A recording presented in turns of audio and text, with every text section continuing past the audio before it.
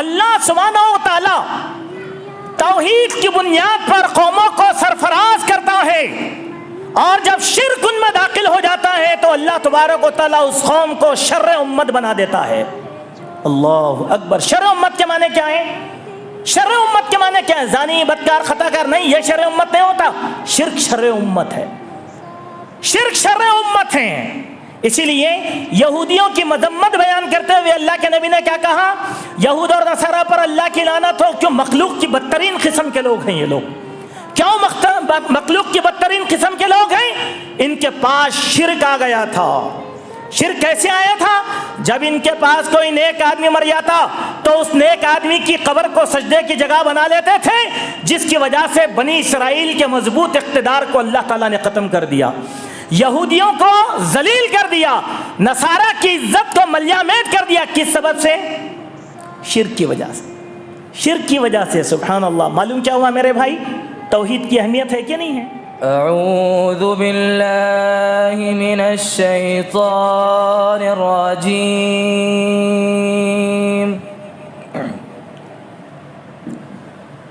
بسم اللہ الرحمن الرحیم،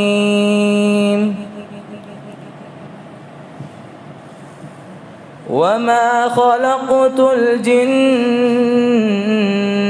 والإنس إلا ليعبدون،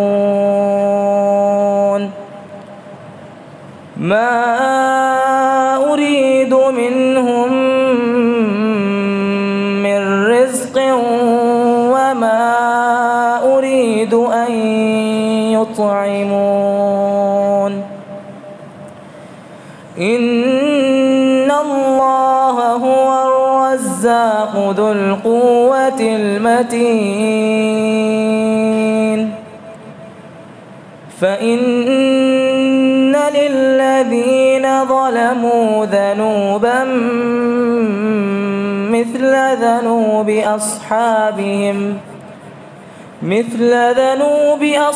أصحابهم فلا يستعجلون، فويل للذين كفروا من يومهم الذي يوعدون۔ السلام علیکم ورحمۃ اللہ ماشاء اللہ، جزاک اللہ خیر۔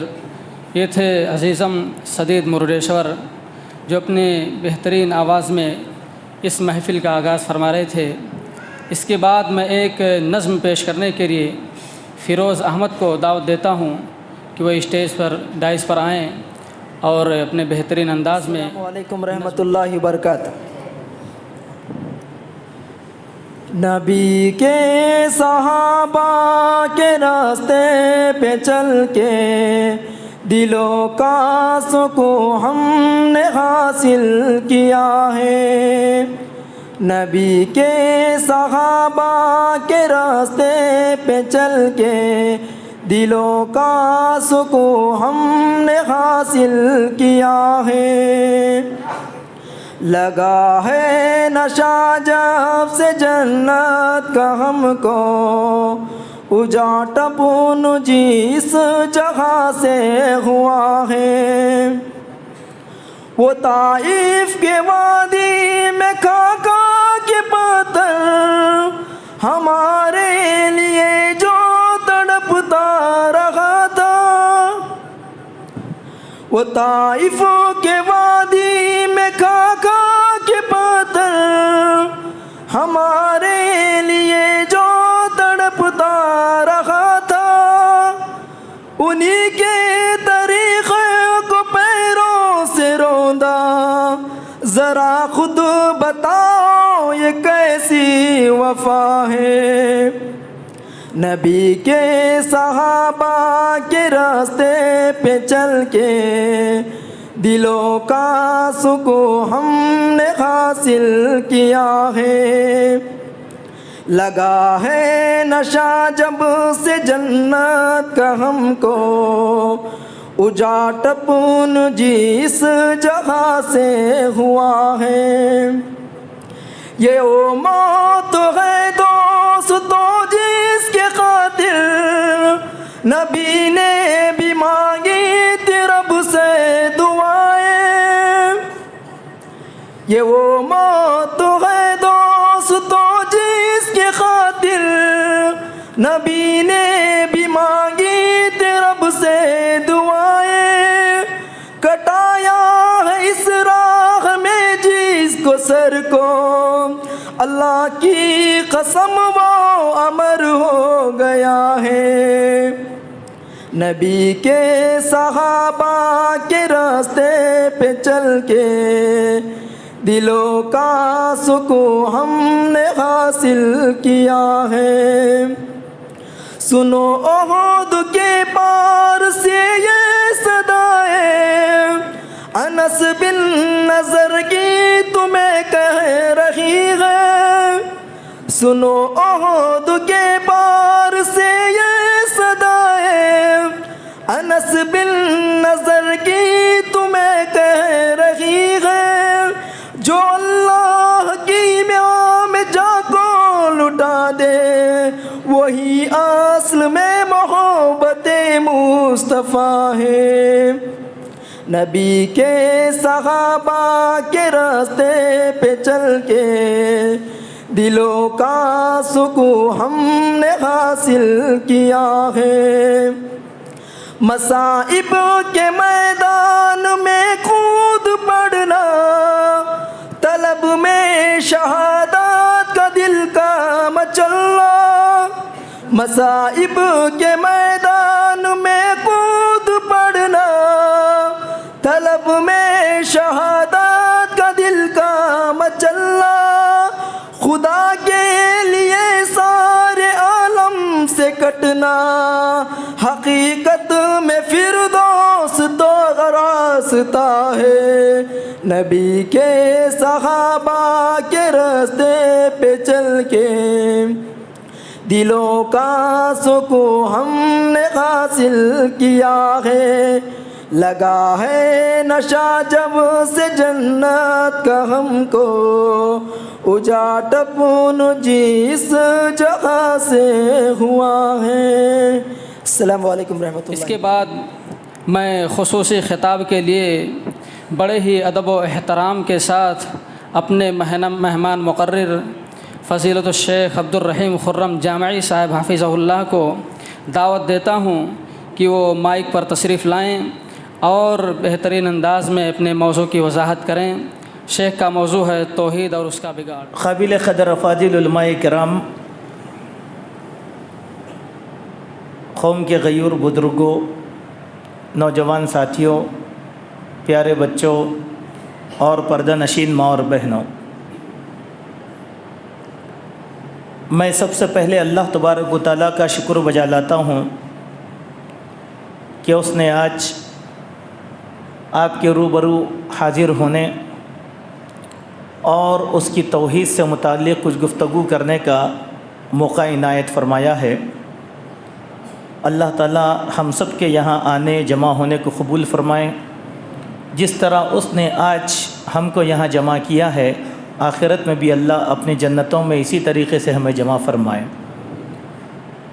درود و سلام ہو پیارے نبی جناب محمد رسول اللہ صلی اللہ علیہ وسلم پر کہ آپ نے اللہ کا پیغام ہم تک مکمل طور پر پہنچا دیا ہے۔ اس دین میں کسی قسم کی کوئی کمی نہیں ہے اور نہ زیادتی کی کوئی گنجائش باقی ہے۔ معزز حاضرین،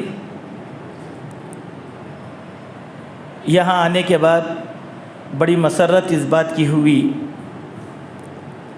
کہ چھوٹے چھوٹے گاؤں، قریوں اور دیہاتوں میں الحمدللہ توحید کا بول بارہ ہو رہا ہے اور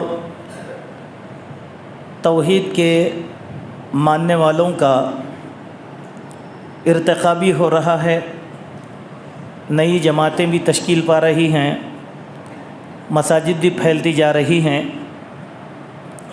اور ایسے مقام پر آنے کے بعد بہت زیادہ خوشی یہ ہوتی ہے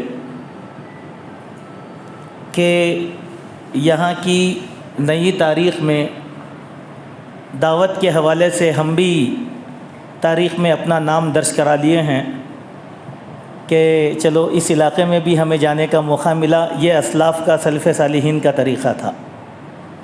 اگر اس طریقے سے اسلاف ہمارے درمیان نہیں آتے، بزرگان دین، اللہ کے دائی، تو ہم تک حق کا پیغام نہیں پہنچ سکتا تھا۔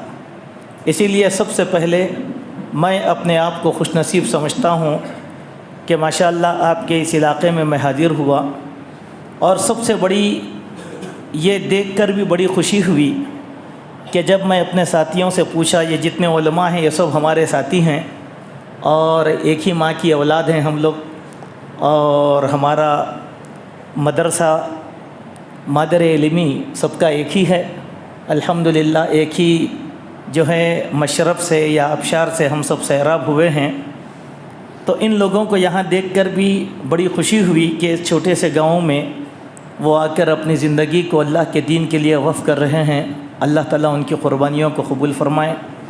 جب میں نے شیخ صاحب سے پوچھا تھا تو مجھے بتایا گیا کہ ایک 40-50 الحمدللہ اہل حدیث افراد ہیں، لیکن یہ مسجد بھری ہوئی دیکھ کر یہ خوشی ہو رہی ہے کہ آس پاس کے بھی ہمارے موحدین الحمدللہ یہاں جمع ہوئے ہیں۔ ایسے ہی ہونا چاہیے، جہاں پر بھی اجتماع ہوتا ہے تو ہم سارے کے سارے اطراف کے 40-50 کلومیٹر کے سراؤنڈنگ کے اس مقام کو جائیں، جلسے کو کامیاب بنائیں۔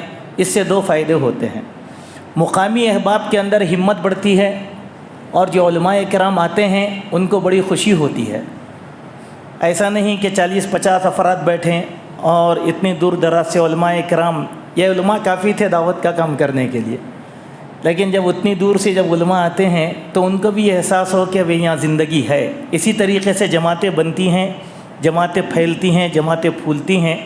میں اللہ تعالیٰ سے دعا کرتا ہوں کہ اللہ تعالیٰ ہماری اس جماعت کو، مختصر سی جماعت کو نظر بد سے محفوظ فرمائیں۔ اللہ تعالیٰ ہم سب کو توحید پر استقامت نصیب فرمائیں، شرک کی گندگی سے، بدعات کی گندگی سے ہمارے دامن کو پاک کر دے۔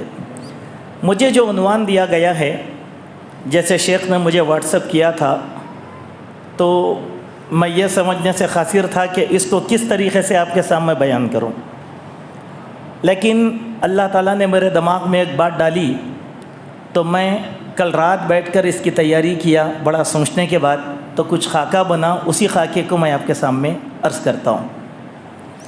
سب سے پہلے ہم یہ دعویٰ کرتے ہیں کہ ہم موحد ہیں الحمدللہ، اسی لیے ہم لوگوں کو اپنی توحید کی حفاظت کرنا چاہیے، چونکہ توحید بہت مشکل سے ملتی ہے، لیکن شرک بڑی آسانی کے ساتھ مل جاتا ہے۔ اسی لیے اللہ تبارک و تعالیٰ نے فرمایا کہ فماذا بعد الحق الا الضلال، حق کے بعد سوائے گمراہی کے اور کچھ بھی نہیں ہے۔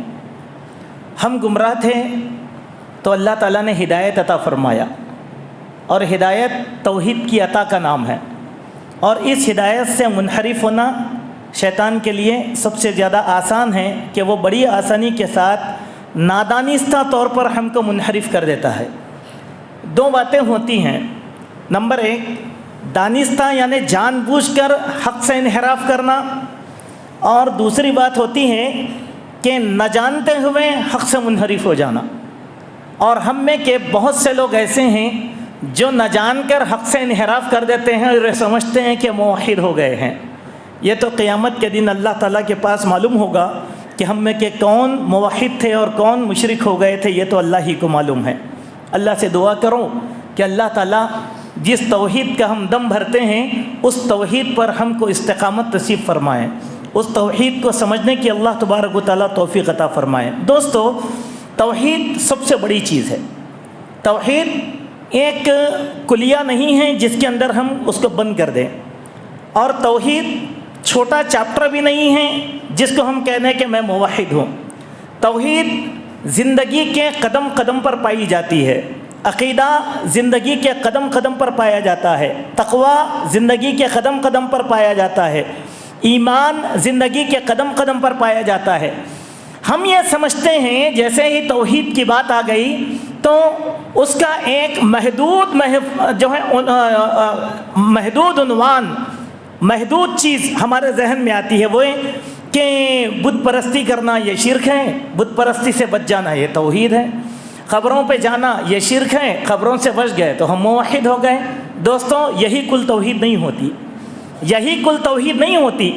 توحید کے معنی اگر آپ صحابہ کی زندگی سے پڑھتے سمجھنے کی کوشش کریں تو اس کی بہت بڑی وسعت انہوں نے بیان کی، ان کی زندگی میں ہم کو ملتی ہے۔ اسی لیے آپ دیکھیں گے توحید عقیدے میں ہونا چاہیے، توحید تجارت میں ہونا چاہیے، توحید قیادت، سیادت، سیاست اس میں بھی توحید ہونا چاہیے، معاشرت اس میں بھی توحید ہونا چاہیے۔ خالی توحید ایک چیپٹر نہیں ہے کہ آپ خبر پرستی سے بچ گئے، ہو گیا معاملات جس طریقے سے گڑبڑ کے سڑبڑ کے رہ جائیں، معاشرت کی زندگی ہماری درہم برہم ہو جائے، نہیں، یہ توحید کے بالکل خلاف ہے، یہ توحید کے بالکل خلاف ہے۔ اسی لیے اللہ تبارک و تعالیٰ نے اپنے قرآن مجید سے ہم کو جو پیغام دیا وہ یہ ہے فَإِنْ آمَنُوا بِمِثْلِ مَا آمَنْتُمْ بِهِ فَقَدِ اهْتَدَوْا، وہ صحابہ جیسے ایمان لے کر آئے ہیں، تمہارا ایمان ان صحابہ کے طریقے پر ہو تو تم کامیاب رہو گے۔ سبحان اللہ، یہ پیغام صرف مردوں کو نہیں ہے، یہ پیغام عورتوں کے لیے بھی ہے۔ صحابہ کا ایمان ہمارے اندر چاہیے۔ اب ظاہر سی بات ہے کہ صحابہ کا ایمان کیسے تھا اس کو اگر دیکھنا رہا تو صحابہ کی زندگی پڑھنا پڑے گا۔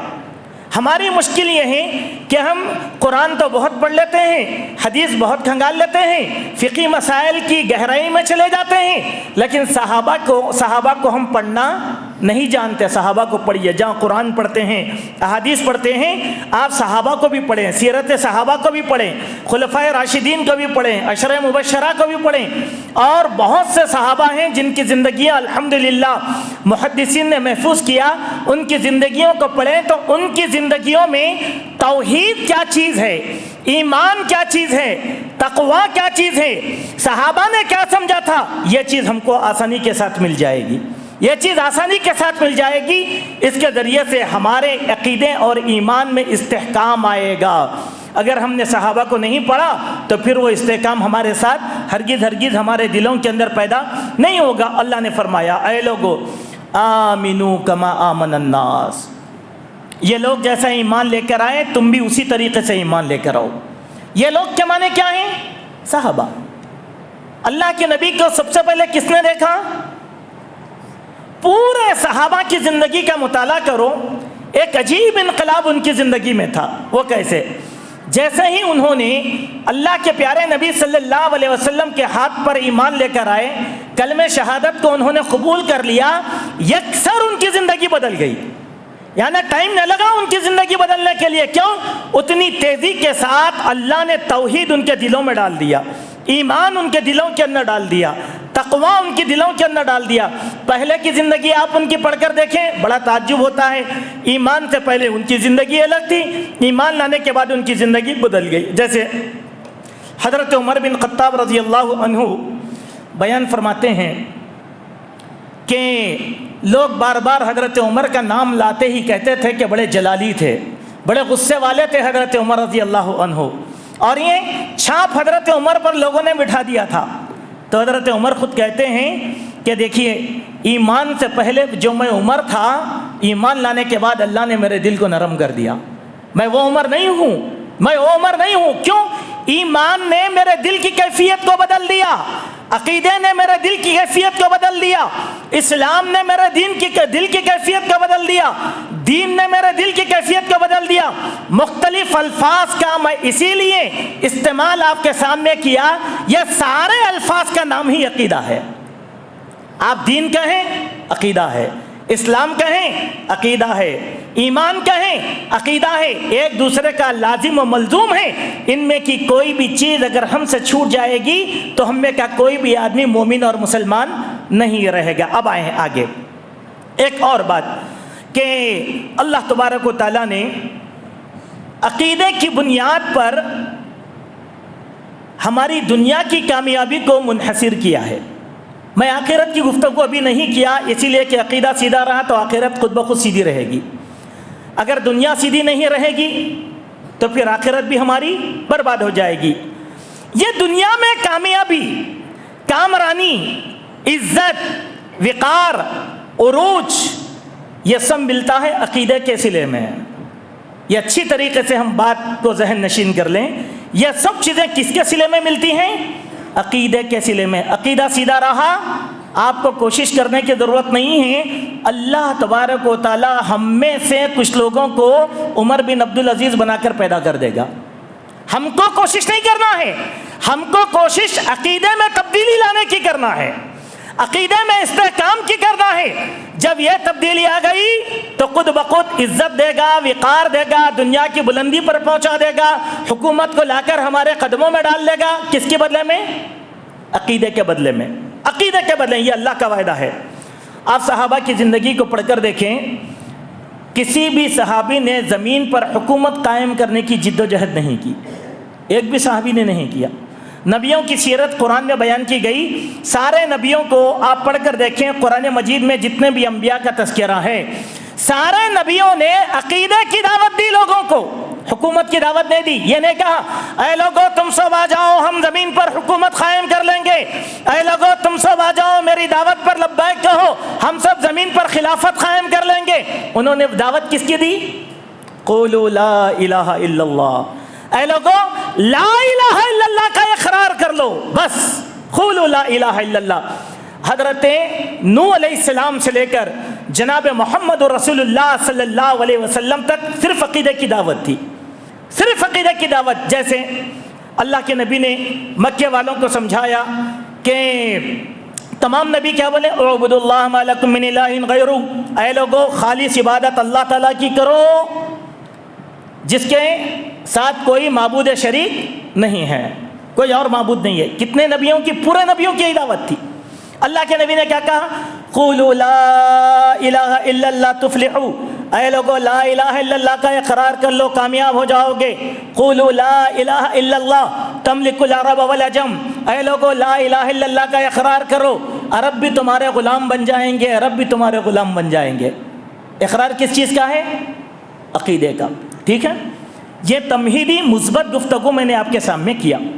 اب ہمارے پاس کچھ لوگ آتے ہیں اور آ کر کہتے ہیں کہ نہیں، حالات اتنے دیگرگوں ہیں کہ اب مسلمانوں کو اکٹھا ہو جانا چاہیے، سارے مسلمان متحد ہو جائیں گے، مسلک، منہج، نظریہ، اختلاف سب اپنی جگہ، سب مسلمان. آپ کس کو اکٹھا کرنا چاہ رہے ہیں؟ بیکار لوگوں کو، خس و خاشاک والے لوگوں کو، جن کو عقیدہ بھی نہیں معلوم، ایمان نہیں معلوم، احسان نہیں معلوم، اسلام نہیں معلوم. بولے کہ نہیں ہم سارے کے سارے جمع ہو جائیں گے. کیا ہوگا؟ کیا ہوگا؟ کیا ہمارے ملک کی پارلیمنٹ کو بدل کر رکھ دیں گے؟ نہیں ہوگا ایسا زمین پر، کبھی بھی نہیں ہوگا. اگر ہمارے ملک کے مسلمان یا روئے زمین کے سارے مسلمان جن کے جسم اگر متحد ہو جائیں گے تو زمین پر انقلاب نہیں آئے گا. دلوں میں تبدیلی چاہیے، دلوں میں، اور دلوں کی تبدیلی عقیدے کی وجہ سے آتی ہے. کیوں؟ اللہ نے کیا کہا؟ وعد اللہ الذین آمنوا وعملوا الصالحات. اللہ تبارک و تعالیٰ کا وعدہ ہے کس کے ساتھ؟ وعد اللہ الذین آمنوا، ایمان والوں کے ساتھ، وعملوا الصالحات، اور عمل صالح کرنے والوں کے ساتھ. لَيَسْتَخْلِفَنَّهُمْ فِي الْأَرْضِ، البتہ ضرور بضرور ان کو زمین کا اقتدار ان کے حوالے کرے گا، جیسا کہ تم سے پہلے کے لوگوں کو حوالے کیا تھا. شرط کیا چاہیے؟ یعبدوننی ولا یشرکون بی شیئا. خالص عبادت ہماری کی جائے، ہماری عبادت میں کسی کو شریک نہ کیا جائے. تو تم زمین کا جو اقتدار مانگ رہے ہو، اللہ تعالیٰ عقیدے کے سلے میں وہ اقتدار تم کو دے دے گا. سبحان اللہ. بات تو ختم ہو گئی نا؟ عقیدے کی اہمیت معلوم ہوئی، توحید کی اہمیت معلوم ہوئی. اسی لیے امام ابن تیمیہ رحمۃ اللہ علیہ بیان فرماتے ہیں کہ اللہ سبحانہ و تعالی توحید کی بنیاد پر قوموں کو سرفراز کرتا ہے، اور جب شرک ان میں داخل ہو جاتا ہے تو اللہ تبارک و تعالی اس قوم کو شر امت بنا دیتا ہے. اللہ اکبر. شر امت کے معنی کیا ہے؟ شر امت کے معنی کیا ہے؟ زانی، بدکار، خطا کار نہیں، یہ شر امت نہیں ہوتا. شرک شر امت ہے، شرک شر امت ہے. اسی لیے یہودیوں کی مذمت بیان کرتے ہوئے اللہ کے نبی نے کیا کہا؟ یہود اور نصارہ پر اللہ کی لعنت ہو. کیوں؟ مخلوق کی بدترین قسم کے لوگ ہیں یہ لوگ. क्यों मखलूक की बदतरीन किस्म के लोग हैं? इनके पास शिर्क आ गया था। शिर्क कैसे आया था? जब इनके पास कोई नेक आदमी मर जाता तो उस नेक आदमी की कब्र को सजदे की जगह बना लेते थे, जिसकी वजह से बनी इसराइल के मजबूत इक़्तिदार को अल्लाह ताला ने ख़त्म कर दिया, यहूदियों को जलील कर दिया, नसारा की इज्जत को मल्यामेट कर दिया। किस सबब से? शिर्क की वजह से। शिर्क की वजह से। सुभान अल्लाह। मालूम क्या हुआ मेरे भाई? तौहीद की अहमियत है कि नहीं है? एक बात याद रखिए आप, एक उसूल अच्छी तरीके से। हमारा दीन कसरत और क़िल्लत के ऊपर दारो मदार नहीं करता। मिसाल के तौर पे हम बोलते मुसलमान कसीर तादाद में हो जाते, क्या कर लेते हैं? क्या करते बोलो आप? कसीर तादाद में होगा तो क्या करते? कुछ भी नहीं होता। समंदर का झाग देखिए आप, कितना रहता, मगर वो झाग की कोई हैसियत है नहीं। कसीर तादाद की हैसियत वही है, कसीर तादाद की हैसियत वही है। अल्लाह ताला को कलील तादाद पसंद है। वो कैसी तादाद? जिनका ईमान, अक़ीदा इस्तेहकाम के साथ हो, उनके अक़ीदे में तज़ल्ज़ुल ना आए, अक़ीदे के मामले में वो किसी से कॉम्प्रोमाइज़ हरगिज़ नहीं कर सकते। मेरे भाइयों, अब आए, कुछ ऐसी बातिल तहरीकें दुनिया के अंदर आईं जिन लोगों ने यही जज्बाती नारा लगाकर अक़ीदे वालों को अक़ीदे से मुनहरिफ कर दिया। हम पुरानी बात करेंगे, जब पुराने लोगों की बात करेंगे तो नए अक़ीदे खुद ब खुद आ जाएंगे हमारे सामने। दीन इस्लाम में सबसे पहला फ़िरक़ा जो वजूद में आया वो कौन सा फ़िरक़ा था? ख़वारिज। ख़वारिज का। और ख़वारिज भी आके आजकल लोगों जैसे बातें करते ना, जज्बाती, काश मुसलमान इत्तेहाद पे आते, हमारे हालात, हमारी सियासत, हमारी क़ियादत, ऐसी जज्बाती नारे लगाए। जज्बाती नारे लगाकर क्या किए? उस ज़माने में सहाबा मौजूद थे। ऐसा नहीं कि सहाबा ख़त्म हो गए थे। हज़रत उस्मान मौजूद थे, हज़रत अली मौजूद थे, हज़रत अमीर माविया मौजूद थे, हसन और हुसैन मौजूद थे, और उनके अलावा बड़े बड़े जलीलुल क़दर सहाबा मौजूद थे। इन सहाबा की मौजूदगी में जो है ख़वारिज पैदा हो गए। और इन ख़वारिज ने क्या बेहतरीन नारा लगाया मालूम? क्या बेहतरीन नारा लगाया था कि इनिल हुक्म इल्ला लिल्लाह, ज़मीन पे हुक्म चलेगा तो किसका चलेगा? अल्लाह का। मुसलमान देखे कच्चे दिल के, सही बोल रही हैं बात। आज भी हमारे बात बोलते हैं लोग, नहीं हदीस की बात रखो, ज़रा कुरान की बात करो, अल्लाह कुरान में ऐसा बोला, बोलते नहीं बोलते? चलिए ठीक है। हज़रत उमर बिन खत्ताब रज़ी अल्लाह अन्हु के ज़माने में एक गिरोह पैदा हुआ। उस गिरोह ने नारा लगाया। क्या नारा लगाया था? हस्बुना किताबुल्लाह, हमारे लिए अल्लाह की किताब काफ़ी है। हज़रत उमर के ज़माने में। फिर हज़रत अली के ज़माने में, माविया के ज़माने में, उस्मान के ज़माने में क्या कहा कि हुक्म तो सिर्फ अल्लाह का चलेगा। तो ये जलीलों को मानने वाले पैदा हुए कि नहीं हुए? एक तरफ सहाबा की जमात थी, एक तरफ कच्चे दिल मुसलमान थे, बोले कहने सही बोल रहे हैं। टकराए किसके साथ है लोग मालूम? ये दो नारे लेकर, हस्बुना किताबुल्लाह, हमारे लिए अल्लाह की किताब काफ़ी है। फिर दूसरा नारा क्या लगा है ख़वारिज? इनिल हुक्म इल्ला लिल्लाह, हुक्म तो सिर्फ अल्लाह का चलेगा। ये बड़े खूबसूरत नारे नज़र आते हैं, क्योंकि दलील क्या है? कुरान से है। इसीलिए कच्चे दिल के लोग घबरा गए। घबरा के अफकार में, नज़रियात में, दलाइल में सहाबा की जमात से टकराए ये लोग। अल्लाह अकबर, कितनी बड़ी बात देखो। जिनके ईमान को कामयाबी की कसौटी करार दिया कुरान ने, जिनके अकीदे को कामयाबी की कुंजी करार दिया अल्लाह तबारक व तआला ने, उन सहाबा किराम के साथ आकर ये नजरिया टकरा गए। अब टकराने के बाद क्या हुआ? कमबख्त ये भी नहीं सोचे कि सहाबा की जमात मौजूद है, हम दीन का गलत इस्तेदलाल कर रहे हैं। क्या बोले? अरे भाई बात तो सही है ना, कुरान की है ना। जैसे कि आज हमारे पास कहा जाता है ये गुमराही की दलील है, ये गुमराही की दलील। चलिए ठीक है। उसके बाद ख़वारिज आए, आकर क्या करें? हज़रत अमीर माविया की मुखालिफत में हज़रत अली के साथ खड़ गए। तो हज़रत अली बोले कि बदमाशो, तुम लोग दीन का खिला कमा कर रहे हैं। हज़रत अली नहरवान में ख़वारिज के ख़िलाफ़ लड़े। लड़ते ही ख़वारिज मैदान छोड़े भाग गए اور بھاگنے کے بعد بولے کہ علی بھی کافر ہیں. دیکھو اپنی زبان گستاخ سے کیا کہا, علی کافر ہے. پھر معاویہ کے بارے میں کیا کہا, معاویہ بھی کافر ہیں. اللہ کے بندو, صحابہ کی گردنوں کو نکال دیے یہ لوگ. مسئلہ کیا تھا؟ عقیدہ کا مسئلہ تھا. اسی لیے اس بنیاد پر قیامت تک جتنے فرقے پیدا ہوں گے, قرآن سے دلائل لے کر توحید سے لوگوں کو منحرف کروا رہے ہوں گے, ان کے نظریات خوارج رہیں گے. یہ بات کو اچھی طریقے سے سمجھو. اب میں یہ نہیں بولتا کہ آج کے زمانے میں نو نو نو نو نو نہیں. ہر کوئی ہم میں سے اگر وہ عقیدہ رکھنے والا ہے تو پھر آٹومیٹک فیصلہ کر لے کہ وہ خارجی ہو گیا.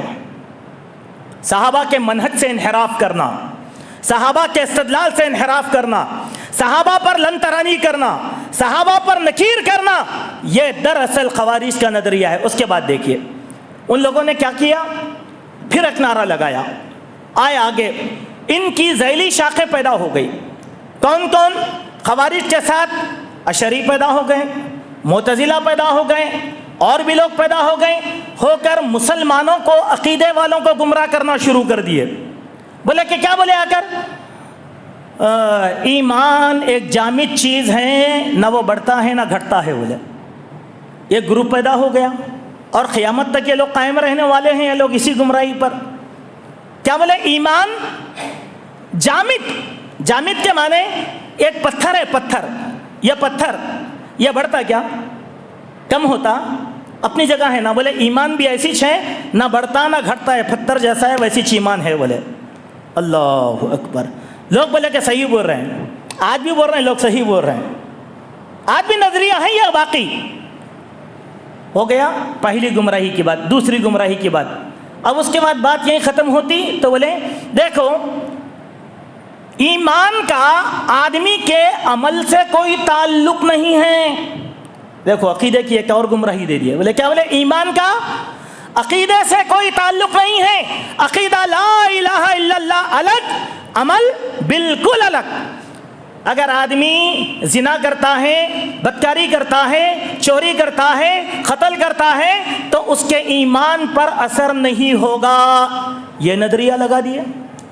اس کے ماننے والے بھی مسلمانوں میں موحدین میں پیدا ہو گئے.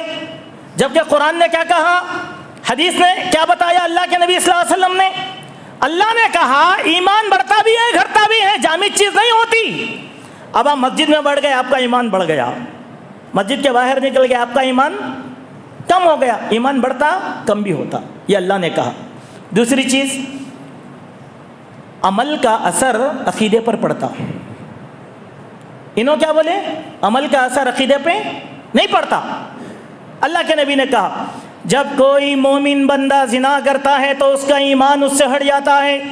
جب کوئی مومن بندہ چوری کرتا ہے تو اس کا ایمان اس سے ہٹ جاتا ہے. جب کوئی مومن بندہ قتل کرتا ہے تو اس کا ایمان اس سے ہٹ جاتا ہے. ایمان پہ اثر پڑا نہیں پڑا, پڑ گیا نا. ایک نظریہ تھا. دوسرا نظریہ, اب اس کے اندر ایک اور ایک نظریہ پیدا کرے. وہ کیا بولے کہ دیکھو کہ اگر آدمی زندگی میں کلمہ پڑھ لیا تو کافی ہے, عمل کی ضرورت نہیں ہے اس کو. بولے کیا بولے, کلمہ پڑھ لیا نا. اقبال کو بھی بات سمجھ میں آئی تو انہوں نے کہا زباں سے کہہ بھی دیا لا الہ تو کیا حاصل, دل و نگاہ مسلمان نہیں تو کچھ بھی نہیں. کلمہ کہاں سے پڑھتے بھائی, زبان سے, لا الہ الا اللہ محمد رسول اللہ, مسلمان. اب نماز نہیں پڑھا چل گیا, روزہ نہیں رکھا چل گیا, حج نہیں کرا, ایسے مسلمان ہے نہیں آج. دراصل یہ نظریہ رکھنے والے اشاعرہ, معتزلہ, خوارج اور ان کی مرجیہ, ان لوگوں کے نظریات سے تعلق رکھنے والے یہ لوگ ہیں. بات کو سمجھ میں آ گئی نا, بات سمجھ میں آ گئی. عقیدے کی حفاظت کیسے کرنی ہے, عقیدے کی حفاظت کس طریقے سے کرنا ہے, صحابہ کا ایمان کس طریقے سے تھا, کس طریقے سے صحابہ کے ایمان کو ماننا ہے. سبحان اللہ میرے بھائیوں. اسی لیے آج بھی بہت سے فرقے ہیں جو یہ نظریات پر عمل کرتے ہیں. اسی لیے میرے مومن بھائیوں, ہم کہتے ہیں قیامت کی آخری صبح تک ایسے نظریات پر رکھنے والے کا ایمان پورا ہو سکتا. ایک آخری حدیث سنا کر پھر میں اصل موضوع کی طرف آتا ہوں. دیکھیں کہ عقیدہ جو ہوتا ہے، عقیدہ اللہ کے پیارے حبیب جناب محمد رسول اللہ صلی اللہ علیہ وسلم نے عقیدے کو غیر محدود انداز میں بیان کیا۔ اب یہ الگ بات ہے، اللہ نے صحابہ کو ایسی فراست دی، صحابہ اکرام ایک لفظ میں بات سمجھ جاتے تھے، ایک لفظ میں بات سمجھ جاتے تھے۔ جیسے ایک صحابی تھے، وہ جو ہے ایک معبود کو بہت مانتے تھے، اس کی بہت پوجا کرتے تھے، اس کی عزت بہت کرتے تھے، ابھی اسلام نہیں لائے۔ اب اللہ تعالیٰ کو یہ منظور تھا کہ یہ ایمان میں داخل ہوں۔ ایک دن سو گئے تو کیا ہو گیا، ان کو اللہ نے خواب میں ان کے معبود کو دکھایا جس کی وہ بہت عزت کرتے تھے، کہ ایک لومڑی آئی، آ کر کیا کی، اس معبود کو گندا کر کے چلی گئی، اس معبود کو گندا کر کے چلے گئی۔ صبح ہوئی، اب یہ صحابی کو بہت تشویش ہو گئی، بہت تشویش، بھلے کہ عجیب معبود ہے میرا بھی، میں اس کو پوچھتا ہوں، اس کی عزت کرتا ہوں، اس پر عقیدہ رکھتا ہوں، لیکن اس کی کمزوری تو اتنی زیادہ ہے کہ لومڑیاں آ کے اس کو گندا کر کے چلے گئی تو بھگانے کی طاقت نہیں رکھے، بولے بھگانے کی قوت نہیں رکھے۔ اس کے بعد کیا کیا، اللہ کے نبی کے سامنے آئے اور آپ نے کلمہ اقرار کر لیا، وہیں سے ان کی زندگی میں تبدیلی آ گئی۔ تو دیکھیں انسان کی زندگی میں تبدیلی عقیدے کے ذریعے سے کیسے آتی ہے۔ اسی لیے میرے بھائیوں، ہم سب اللہ تبارک و تعالیٰ کا شکریہ ادا کریں۔ ہر روز نماز پڑھنے کے بعد کوئی بھی نماز میں 2 رکعت نفل زیادہ پڑھیں اللہ کی شکر گزاری کے لیے، کہ اللہ یہ سارے گمراہ لوگوں میں سے توحید کے لیے ہم کو پسند فرمایا۔ مگر یہ عقیدے میں نہ رہیں، یہ زعم میں نہ رہیں جنت ہماری ہے، ہم تو جنت میں ہی جائیں گے۔ شیطان جب ورغلائے گا تو اچھے نکل کے چلے جائیں گے۔ اب فتنوں کا زمانہ ہے، میں آپ کو بتلاتا ہوں کہ آپ جانیں یا نہ جانیں، ہمارے ایسے ہی دعوے دار جو بچے تھے یہ بڑی آسانی کے ساتھ گمراہ ہو گئے، نظریات کے غلام بن گئے۔ کل تک ہمارے ساتھ نماز پڑھتے تھے، آج ہمارے اوپر فتوے ڈالنے لگ گئے۔ کل تک ہماری مسجدوں میں امام کی اقتداء کرتے تھے، اب وہ مسجدوں سے بھی انحراف کرنے لگے۔ کیسے؟ نظریات، اپنی طرف سے نظریات قائم کر لیا۔ اسی لیے میں کہہ رہا ہوں کہ عقیدے کی حفاظت کرو، پھسلنا بڑا آسان ہے، پھسلنا بہت آسان ہے۔ 50 سال عقیدے پہ قائم رہیں گے لیکن 1 سیکنڈ میں پھسل جائیں گے۔ ایک خطیب تھے، اہل حدیث کے خطیب، بڑی اچھی تقریر کرتے تھے، تو ان کا شہرہ بہت زیادہ تھا کرناٹک کے ہی علاقوں میں۔ آپ نے بھی سنا ہوگا گلزار احمد کا نام، ایک بڑے مقرر تھے، ہمارے کبار بڑے علماء کے ساتھ کھڑ کر تقریر کرتے تھے۔ تو جب گلزار احمد تقریر کرتے تو پھر مجموعے کا مجموعہ اہل حدیث ہو جاتا تھا، سبحان اللہ، اتنی زبردست تقریر، لیکن پھسل گئے، شیطان کی زد میں آ گئے۔ شیطان کی زد میں آ کے کیا کر دیا، سب سے پہلے منکر حدیث بنے۔ اب جو شاگردوں کو انہوں نے بخاری سنایا تھا وہ پورے شاگردوں کو لے کے نکل گئے، نکل کر کیا کرے، بنگلور کے گبن پارک میں ہر منگل کو ان کا جوڑ ہوتا تھا پورے منکر حدیث کا۔ تو اب ان کے جتنے ماننے والے تھے، کل تک مولانا عبد المتین جوناگڑھی رحمہ اللہ، ان کی اقتداء کرنے والے بچے اب عبد المتین صاحب پر کفر کے فتوے دینا شروع کر دیے، اس کی وجہ، ٹھیک ہے۔ اب اس کے بعد کیا ہوا، جب بندہ گمراہ ہو جاتا ہے تو اللہ تعالیٰ اس کو گمراہی کی کھائی میں پھینک دیتا، اللہ تعالیٰ اس کا دل مطمئن نہیں ہوا۔ تو گلزار احمد کیا کیا، یہ بھی شاگردوں کو چھوڑ دیا، چھوڑ کے قادیانی بن گیا۔ اب قادیانیت میں بھی گیا، اس کو وہاں پر بھی تشفی نہیں ہوئی۔ آپ کو معلوم ہے اللہ گمراہ کرا تو کہاں پہنچتا، آخر میں رجنیش کے آشرم میں اس کی موت ہوئی۔ دیکھیے گمراہ کیسے ہوتا آدمی، یہ مت سمجھو اللہ نے عقیدہ دے دیا تو اس کو سنبھال کے رکھو، اس کو سنبھال کے رکھو، اور اپنے فہم کے بجائے شکوک اور شبہات علماء کرام کے سامنے لا کے رکھو۔ گمراہ وہی آدمی ہوتا ہے جو علماء کے در کو چھوڑ دیتا ہے، اپنے ذاتی مطالعے کی بنیاد پر وہ استدلال کرنا شروع کرتا ہے تو آدمی گمراہ ہو جاتا ہے۔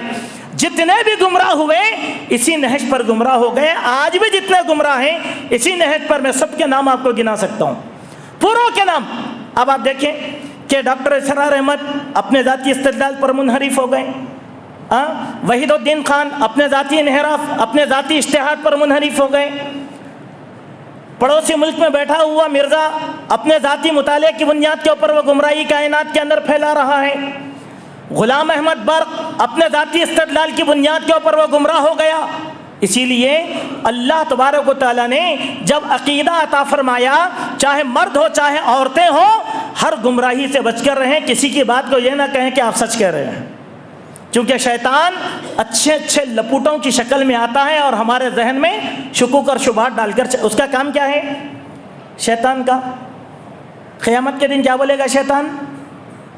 میں خالی ڈائیگرام ڈالا تھا، آپ کو دعوت نہیں دیا تھا، بولے گا میں خالی اعمال کو مزین کر کے بتلایا تھا، گمراہ تو تم ہوئے تمہارے اجتہاد کی بنیاد پر، میں کیا کروں گا؟ اے اللہ میں تو بری ہوں ان لوگوں سے، انہیں تو چلے گیا، لیکن آپ کی دنیا بھی خراب اور آخرت بھی خراب، دنیا بھی خراب آخرت بھی خراب۔ لہذا میں اپنے نوجوان ساتھیوں سے یہ کہنا چاہتا ہوں کہ یہ فتنے زمانے میں پھیلے ہوئے ہیں، جو انگڑائیاں پھر سے لینے لگے ہیں۔ آج انکار حدیث کا فتنہ عام ہے، انکار رسالت کا فتنہ عام ہے، خود اہل حدیث نوجوانوں کے روپ میں کئی فتنے ہمارے پاس آ گئے، ایک نہیں دو نہیں، کئی فتنے آ گئے ہمارے پاس۔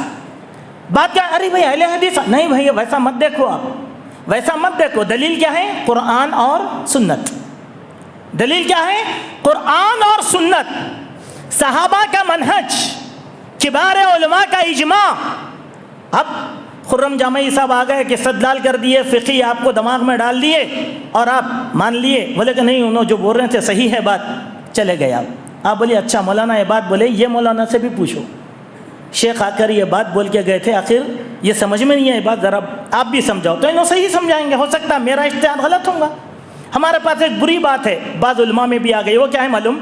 میں اگر کوئی چیز سمجھوں گا میں عمل کر لوں، چونکہ گمراہ کون ہوں گے؟ میں اکیلا ہوں گا نا۔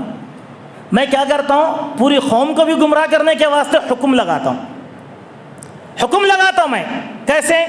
نہیں بھائی وہ سعودی عرب میں ایک چاند دکھتا نا، پوری دنیا کا ایک ہی چاند، ہو رہا نہیں فتنہ؟ زیورات، سونے کی زکوٰۃ دینا ہے لیکن زیورات کی زکوٰۃ دینا نہیں ہے، استعمال کے آیا نہیں ہمارے پاس۔ اب آپ کو بتلاتا ہوں، حیدرآباد جیسے شہر میں ہمارے نوجوان انحراف کریں، نہ تراویح کیوں پڑھ رہے ہیں؟ ایسا پڑھنا سنت نہیں ہے، صرف 3 دن اللہ کے نبی پڑھے تھے، اپنے اپنے گھروں میں پڑھو افضل۔ یہ کون ہے معلوم؟ علامہ گوگل کے ماننے والے لوگ ہیں لوگ، ان کا استاذ کون ہے؟ علامہ گوگل۔ نہیں بھائی، ہمارے واسطے 2 چیزیں اللہ کے نبی نے دیا، ایک قرآن اور ایک سنت، ایک قرآن ایک سنت۔ جو قرآن میں ہے ہم مانیں گے، جو سنت میں ہے ہم مانیں گے، جو صحابہ نے استدلال کیا ہم مانیں گے، ورنہ ہم گمراہ ہو جائیں گے۔ آئیے میرے بھائیو، ایک چھوٹا سا پیغام میں آپ کو دیتا ہوا چلتا ہوں کہ ایمان اگر سمجھنا ہے، توحید کی برکت اگر سمجھنا ہے، تو ہمارے لیے ضروری ہے کہ ہم عقیدے کی کتابیں پڑھتے رہیں، عقیدے کی کتابیں پڑھتے رہیں۔ خالی ان کی کیسٹ ان کی کیسٹ سننے کے بعد پورا ایمان نہیں آتا آپ کو، عقیدے کی کتابیں پڑھو۔ سب سے چھوٹی کتاب عقیدے کی بنیادی تقویۃ الایمان، ہر کوئی پڑھے، ہر کوئی پڑھے۔ کیوں؟ کس سے بچنا ہے؟ شرک سے۔ شرک سے بچ گیا تو ہم توحید پر آ جائیں گے کہ نہیں؟ شرک کن کن 4 راستوں سے ہماری زندگی برباد کرتا ہے، وہ تقویۃ الایمان کے اندر سید شاہ اسماعیل شہید رحمہ اللہ نے بیان کیا ہے۔ دوسری کتاب، عقیدہ سیکھنا ہے تو پھر محمد بن عبد الوہاب رحمۃ اللہ علیہ کی کتاب التوحید پڑھیے۔ اور یقین بتلاتا ہوں یہ میرے اپنے ذاتی خیالات ہیں، چونکہ میں پوری کتاب التوحید لوگوں کو پڑھایا ہوں اور ہمارے علماء کرام بھی جانتے ہیں، اگر آپ بڑے ٹھنڈے دل کے ساتھ کتاب التوحید کو پڑھیں گے اور سمجھیں گے تو بڑے سے بڑا علامۃ الدہر بھی کہیں نہ کہیں اپنے آپ کو شرک میں مبتلا پائے گا۔ اتنی بڑی چیز ہے توحید، اتنی بڑی چیز ہے توحید۔ تقریباً 72 چیپٹرز کے اندر امام عبد الوہاب رحمہ اللہ نے توحید کو بتلایا اور شرک کے چور دروازوں کو بتلایا. آپ بولیں گے ارے یہ تو عادت میرے پاس بھی ہے نا, فوراً چھوڑ دیں گے, فوراً چھوڑ دیں گے. تیسری چیز میرے بھائیوں, توحید اگر سمجھنا ہے, ایمان اگر سمجھنا ہے, امام بخاری رحمۃ اللہ علیہ کی کتاب الایمان کو ٹھنڈے دل کے ساتھ پڑھیے. سبحان اللہ. میں جہاں تک سمجھتا ہوں کہ امام بخاری رحمۃ اللہ علیہ نے عقیدے کو کتاب الایمان میں جس طریقے سے سمجھایا, شاید کہ کوئی امام اتنی وضاحت کے ساتھ سمجھایا ہوگا, استدلال کرتے ہوئے کہ ہمارا ایمان کہاں کہاں پر آلودہ ہوتا ہے, کس کس طریقے سے آلودہ ہوتا ہے, کون کون سی چیزیں ایمان کے اندر داخل ہیں. سبحان اللہ. اس کو امام محمد بن اسماعیل, ابو عبداللہ امام محمد بن اسماعیل, جن کو ہم امام بخاری کہتے ہیں, اسی لیے بہت سے لوگوں کو چڑ کس سے ہے, امام بخاری سے چڑ کیوں ہے معلوم؟ عقیدے کے جتنے گمراہ فرقے تھے انہوں نے بخاری شریف کے ذریعے سے اس کا رد کیا ہے, اور یہ رد قیامت تک چلتا رہے گا. اسی لیے بہت سے مدارس سے بخاری پڑھائی جاتی ہیں, لیکن امام بخاری پر تنقید بھی کی جاتی ہے. بولے کہ کیوں معلوم؟ ان کے منہج, ان کے نظریہ, ان کے اعتقاد پر یہ کتاب زد پہنچانے والی ہے. میں یہ نہیں کہتا آپ پوری بخاری شریف پڑھ لو, یہ آپ کے بس میں نہیں ہے, ہمارے بس میں بھی نہیں ہے, لیکن عقیدے پر ثابت قدم رہنا ہے تو امام بخاری رحمۃ اللہ علیہ نے جو کتاب الایمان بیان کیا, اس کتاب الایمان کو آپ پڑھ لیں. میں اپنی تقریر کے آخری حصے کے اندر آ رہا ہوں, جس میں امام بخاری ہی کے کچھ ابواب آپ کے سامنے نقل کروں گا سرسری طور پر, تاکہ ہم میں کا ہر ایک انسان جان لے کہ ایمان کتنی بڑی اور کتنی بڑی عظیم چیز ہے. دیکھیں امام بخاری رحمہ اللہ بیان فرماتے ہیں, والحب للہ والبغض للہ فی الایمان, والحب للہ والبغض للہ وفی اللہ من الایمان. اللہ کے لیے کسی سے محبت کرنا اور اللہ کے لیے کسی سے نفرت کرنا, یہ بھی ایمان میں ہے. سبحان اللہ. اب دیکھ لو, آپ ہم سب اپنا اپنا جائزہ لے کر دیکھ لو, ہم سارے موحدین ہیں نا, ہمارے دلوں میں کدورت, ہمارے دلوں میں نفرت, ہمارے دلوں میں دشمنی. ہم عقیدہ بھی جانتے, پھر شرک نہیں کرتے, خبر پرستی نہیں کرتے, لیکن بغض ہے, عداوت ہے, دشمنی ہے. کس سے؟ توحید والے سے. اللہ, اس کے معنی کیا ہے؟ ابھی آپ نے توحید نہیں سمجھا. اسی لیے دشمنی کس بنیاد پر رکھنا ہے؟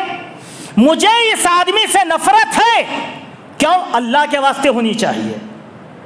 وہ اللہ کے واسطے کیوں؟ یہ آدمی دین کے خلاف کرتا ہے, یہ آدمی شرک کی طرف بلاتا ہے, یہ آدمی بدعات کی طرف بلاتا ہے, یہ آدمی دشمنی کی طرف بلاتا ہے, یہ آدمی نفرتوں کی طرف بلاتا ہے, اسی لیے مجھے اس آدمی سے نفرت ہے. یہ کس کے لیے ہوگا؟ اللہ تعالیٰ کے لیے. یہ کس کے لیے؟ اللہ کے لیے. اسی لیے صحابہ کی مثالیں پڑھو آپ, کہ صحابہ کی مثالوں میں ایک مرتبہ حضرت ابو بکر کے بیٹے عبد الرحمن نے احسان جتاتے ہوئے اپنے والد سے کہا تھا, اے میرے ابا جان, اس وقت کو یاد کرو جب کہ آپ بدر کے میدان میں میری تلوار کے نیچے آ گئے تھے, آپ کی پدریت مجھ پر غالب آ گئی, میں چھوڑ دیا, ورنہ گردن نکال دیتا تھا. بولے کون؟ بیٹا کس کو بولا؟ باپ کو, چونکہ پہلے ابو بکر ایمان لائے, بیٹا بعد میں ایمان لایا. تو ابو بکر کیا بولے؟ ایمان اس کو ہی بولتے ہیں, بیٹا اگر میری تلوار کی زد میں تو آتا تو میں کبھی یہ نہیں دیکھتا کہ تو میرا لخت جگر ہے, نور نظر ہے, اللہ کی رضامندی کے لیے تیری گردن نکال دیتا تھا. اس کے معنی کیا ہے؟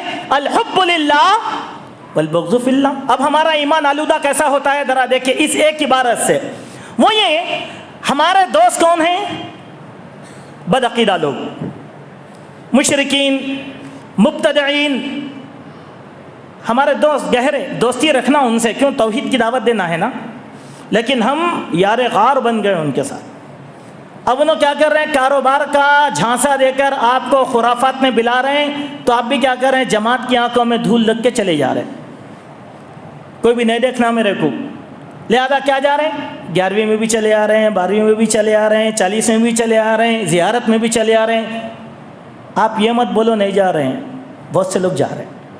تب بولے الحب للہ والبغض فی اللہ ہے؟ نہیں ہے. آپ نفرت کیا کریں بھائی؟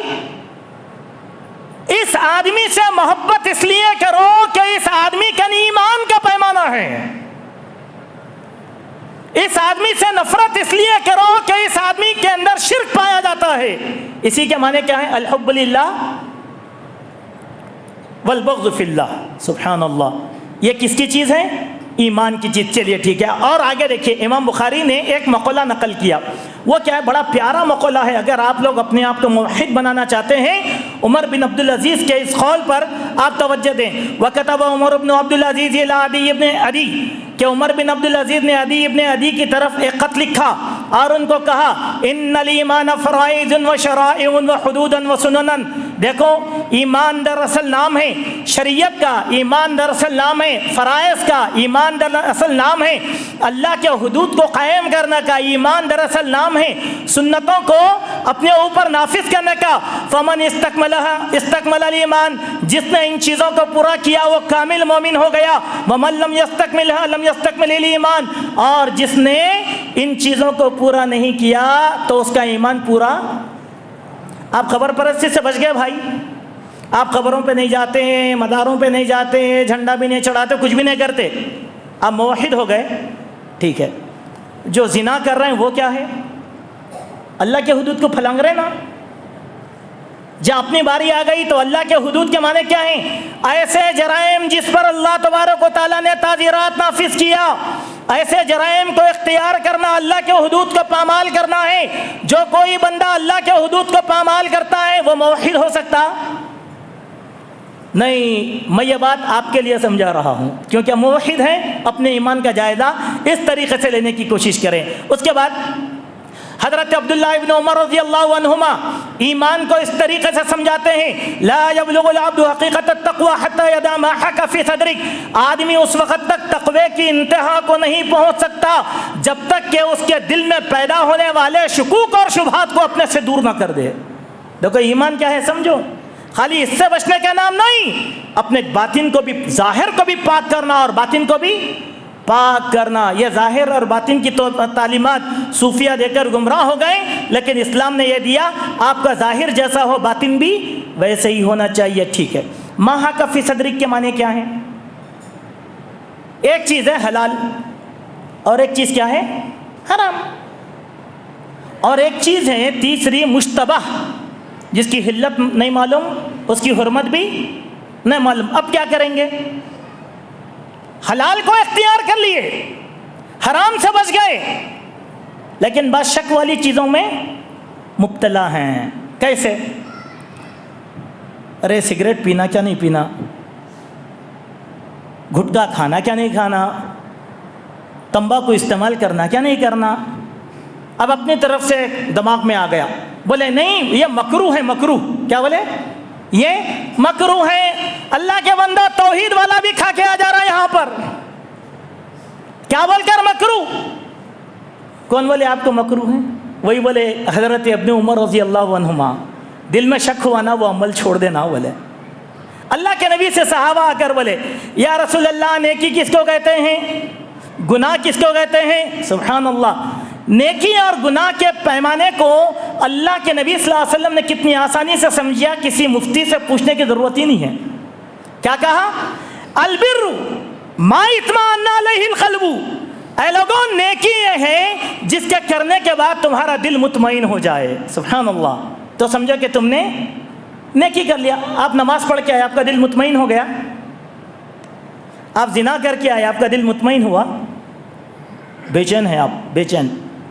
پھر والاثم ما حاک فی صدرک، اور گناہ یہ ہے کہ جس کے کرنے کے بعد تیرے دل میں شک پیدا ہو. وَكَرِهْتَ أَن يَطَّلِعَ عَلَيْهِ النَّاسُ، اور تیرے دل میں یہ خوف ہو کہ لوگوں کو میرا یہ عمل معلوم ہو جائے گا تو لوگ کیا کہیں گے، تو سمجھو کہ تم نے گناہ کا کام کر لیا. یہی ہے دل کے شک کو. مثال کے طور پر دیکھیں، آپ کاجو بادام کھا رہے ہیں، حلال ہیں؟ حلال. آپ کے ابا بولے بیٹے کہاں ہیں آ جاؤ، تو وہ کاجو بادام کھاتے ہوئے ابا حضور کے سامنے جائیں گے آپ؟ ہاں کیوں؟ حلال ہے نا. ڈر ہے ابا کا؟ نہیں.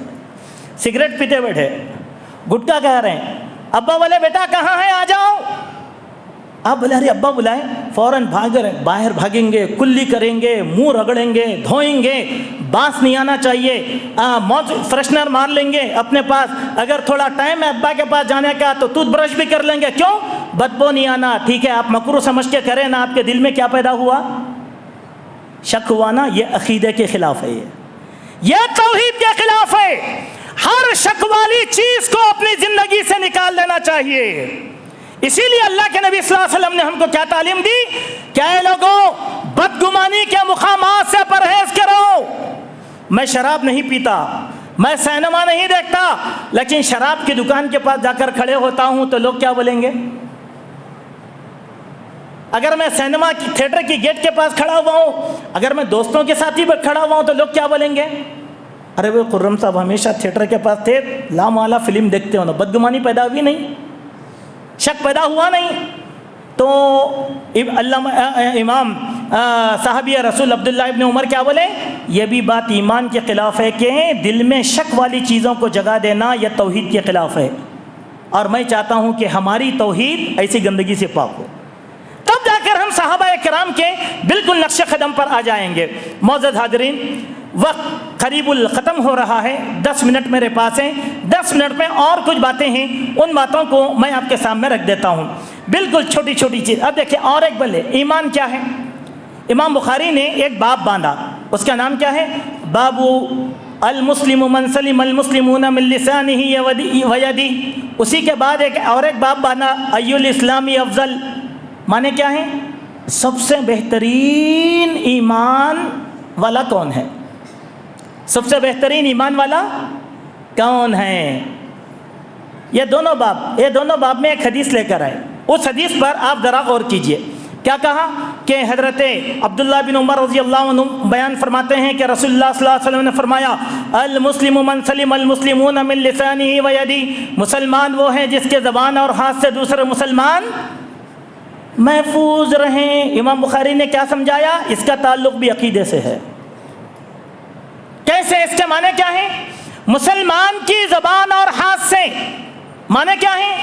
مسلمان کو گالی گلوچ کرنا عقیدے کے خلاف ہے، مسلمان کو مارنا، توڑنا، جھگڑا کرنا یہ بھی عقیدے کے خلاف ہے۔ اسی لیے اللہ تعالیٰ نے صحابہ کو مثال لے کر کیا کہا قرآن مجید کے اندر؟ صحابہ کی بنیادی صفت اشداء علی الکفار رحماء بینہم، کافروں کے لیے صحابہ بڑے سخت تھے، اہل ایمان کے لیے صحابہ سب سے زیادہ نرم۔ لیکن آج ہمارا حال کیا ہے؟ توحید والے کے خلاف سب سے زیادہ سخت، یہ عقیدے کے خلاف ہے، یہ توحید کے خلاف ہے۔ ہم عقیدے والا ساتھی کوئی بھی غلطی کرے تو اس کو ہم درگزر کر دیں، کیوں؟ وہ عقیدے والا ہے۔ دیکھیں، صحابہ سے بھی بات غلطیاں ہوئی، ایسا نہیں کہ صحابہ کرام غلطیاں نہیں کرے، انہوں غلطی کرے بلکہ تو ہم کو دین معلوم ہوا۔ حاتب بن نبی بولتا ہے کیا کریں؟ خود اللہ کے نبی کی خاص خبر مکے والوں کو دے دیے، راز کی بات غیروں کو بتا دیے۔ حضرت عمر کو جب معلوم ہوا تو غصہ آیا حضرت عمر کو۔ کیا بولے حضرت عمر؟ یا رسول اللہ، مجھے اجازت دیں کہ حاتب بن نبی بولتا ہے کہ گردن کو نکال دوں گا، قتل کر دوں گا، چونکہ انہوں نے آپ کے راز کو مشرکین کے نزدیک فاش کیا ہے۔ صحیح تھی نا بات صحیح تھی نا؟ لیکن اللہ کے نبی کیا پیاری بات بولے، دیکھیے کتنی پیاری بات بولے اللہ کے نبی صلی اللہ علیہ وسلم۔ بولے اے حاتب تمہیں نہیں معلوم، اے عمر تمہیں نہیں معلوم کہ حاتب بدری صحابی ہیں، اور بدریوں کے بارے میں اللہ نے کیا کہا؟ تم جو گناہ چاہتے کر لو، اللہ نے تمہارے گناہوں کو معاف کر دیا ہے، ایڈوانس۔ اب تم کیا قتل کرو گے؟ معلوم کیا ہوا؟ توحید والوں سے ایسی محبت رہنا چاہیے۔ ایک صحابی تھے کہ بخاری شریف میں ان صحابی کا تذکرہ بھی ان الفاظ کے ساتھ آیا کہ وہ ذرا موٹے تازے ہو گئے تھے، غالباً عتبان بن مالک، موٹے ہو گئے تھے بہت، تو بار بار 5 وقت مسجد نبوی کو آنا ان کے لیے مشکل ہو گیا تھا، گھر بھی ذرا دور تھا۔ تو ایک مرتبہ اللہ کے نبی سے بولے کہ یا رسول اللہ آپ میرے گھر کو آئیں اور میں گھر کی ایک جگہ بتاتا ہوں، آپ وہاں نماز پڑھیں تو میں اس کو نماز کی جگہ مسجد بنا لوں، چونکہ 5 وقت حاضر ہونا یہ میرے بس میں نہیں ہے، تو میں اپنی بستی میں مسجد قائم کر لوں گا میرے گھر میں۔ تو اللہ کے نبی بولے کہ ٹھیک ہے، میں ایک دن آؤں گا تمہارے پاس، ایک دن آؤں گا۔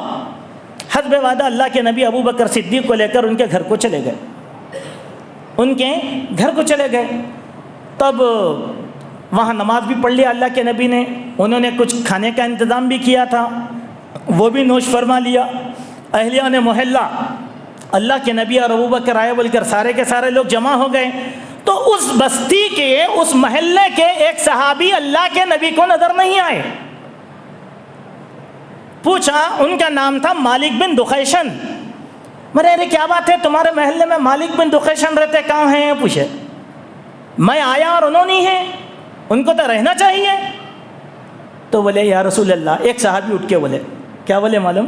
وہی جیسے ہم بولتے ہیں, یا رسول اللہ ان کو ہم سے کیا مطلب, ان کی دوستی تو منافقوں کے ساتھ ہو گئی, ان کا اٹھنا بیٹھنا وقت کاروبار سب منافقین کے ساتھ چل رہا. ایک جنے بول دیے. دوسرا صحابی محبت میں کھڑے ہو گئے, بولے کہ یا رسول اللہ یہ بات مطلق غلط ہے. آج مالک بن دخیشن کوئی نہ کوئی کام میں مشغول ہوں گے جس کی وجہ سے یہاں نہیں آئے, ورنہ آپ آئے اور وہ غیر حاضر, ایسا ہو ہی نہیں سکتا. سبحان اللہ. اس صحابہ کے عمل سے کیا معلوم ہوتی؟ یہ ایمان کا حصہ ہے, یہ ایمان کا حصہ. ہم کیا بولتے ہیں, انہیں نہیں آنا مسجد کے اندر, انہیں کمیٹی میں بیٹھا تو میں نہیں آتا ہوں. پھر توحید کہاں گئی بھائی؟ توحید کہاں گئی؟ مسلمانوں کا اتحاد توحید کی بنیاد پر ہوتا ہے, چونکہ توحید سے ہی ہماری محبت کا تعلق ہے. جس کی توحید نہیں ہے اس سے ہمارا کوئی تعلق ہے نہیں. کیا اس کے ساتھ اتحاد ہو سکتا؟ ہرگز ہرگز نہیں. تو میرے مومن بھائیوں آئیں, ایسی بہت سی باتیں ہیں, چھوٹی چھوٹی باتیں ہیں جو ہمارے ایمان کا حصہ ہے. اسی لیے میں نے خلاصتاً آپ کے سامنے کہا, اگر آپ موحد ہیں, اگر آپ اہل الحدیث ہیں, اگر آپ اپنے آپ کو سلفی کہتے ہیں, اگر آپ اپنے آپ کو توحید پرست کہتے ہیں, تو آپ کے لیے ضروری ہے کہ ایک مرتبہ کتاب الایمان پڑھ لیجئے. کیوں؟ کہیں عقیدہ کی آڑ میں جو معاشرتی غلطیاں ہم کر رہے ہیں وہ غلطیاں ہم کو جہنم رسید نہ کر دیں. کیونکہ حقوق العباد کا معاملہ اللہ کے پاس بہت بڑا ہے, معاشرت کا معاملہ اللہ تبارک و تعالیٰ کے پاس بہت بڑا ہے. اسی لیے یاد رکھو, کبھی بھی اپنے ظاہری نیکیوں پر بھروسہ نہ کریں, چھوٹی چھوٹی چیزوں کو معاف کریں تاکہ ہمارا عقیدہ مضبوط ہو سکے. الحمدللہ کچھ باتیں میں نے یہاں پر آپ کے سامنے بیان کرنے کی کوشش کیا. بہت دور سے جیسے میرا ذہن کام کیا اس طریقے سے میں نے عنوان کو جو ہے باندھنے کی کوشش کیا تھا. میں سمجھتا ہوں کہ میری کچھ باتیں آپ کو سمجھ میں نہیں آئی ہوں گی اور کچھ باتیں آپ کو سمجھ میں نہیں آئی ہوں گی. اگر میری جو باتیں سمجھ میں آئیں ان باتوں کی روشنی میں اپنے ایمان کو درست کیجئے. میری کوئی بات اگر آپ کو سمجھ میں نہ آئے, ہمارے علماء کرام ماشاءاللہ موجود ہیں, آپ ان سے مسائل کو رجوع کریں. اور ایک بات نصیحتاً میں کہتے ہوئے جا رہا ہوں آپ کے سامنے, دیکھیے, خود سے کتابیں پڑھ کر گمراہی کا شکار نہ ہوں. پڑھیے لیکن علماء سے مشورہ کر کے پڑھیے. میں کتاب پڑھنا چاہ رہا ہوں, عقیدے میں کون سی کتاب پڑھوں, یہ بہت اچھا رہے گا آپ کے لیے. ورنہ آپ اپنی پسند سے کوئی کتاب پڑھیں گے تو گمراہ ہو جائیں گے. دوسری بات, جب بھی دین کے معاملے میں کسی قسم کا کوئی شک پیدا ہو جائے تو آپ فوراً علماء سے مسئلہ رجوع کیجئے.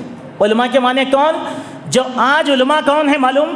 جو مدارس اسلامیہ میں جا کر عالمیت اور فضیلت کی ڈگریاں حاصل کر کے آئے. کئی علماء کرام سے انہوں نے زانو ادب طے کیا ہے, وہ ہے علماء آج کے زمانے میں. محبتوں کو چھوڑ کر, خاندان کی محبتوں کو چھوڑ کر, غموں کو ٹھوکر پہ رکھ کر 8-8 سال 10-10 سال مدارس کے دال کھانے کے اندر زندگیاں دے دی اللہ کے دین کی حفاظت کرنے کے واسطے. اب آپ بول رہے ہیں علماء کو کیا آتا؟ علماء کو اگر آپ یہ سمجھیں گے کیا آتا تو گمراہی کے لیے آپ کے باہر بیٹھے ہوئے ہیں مرزا صاحب, آسانی سے گمراہ کر دیں گے آپ کو. صحابہ کو گالی بھی دیں گے. آپ کو میں بتا رہا ہوں, خبردار یاد رکھو, آج کل ہمارے ہی نوجوان ایسے نظریات کے حامل ہو کر صفوں میں سے نکل کر حضرت امیر معاویہ کے خلاف بولنا شروع کیا ہیں. کہیں آپ میں سے وہ شیاطین پیدا نہ ہو. اسی لیے آپ خود حفاظت کیجئے. یہ جو عنوان رکھا گیا ہے, میں سمجھتا ہوں ایسی ہی گمراہیوں سے ہمارے نوجوانوں کو بچانے کے لیے اللہ تبارک و تعالیٰ سے دعا ہے. اللہ تبارک و تعالیٰ ہمارے عقیدے میں سالمیت عطا فرمائے. اللہ تعالیٰ ہمیں توحید سمجھنے کی توفیق عطا فرمائے. صحابہ کے منہج پر اللہ تعالیٰ مستحکم فرمائے. جب تک زندہ رکھے اسلام پر رکھیں, جب ہمارا خاتمہ ہو ایمان پر ہو. اقول قولی ھذا استغفر اللہ لی ولکم ولسائر المسلمین.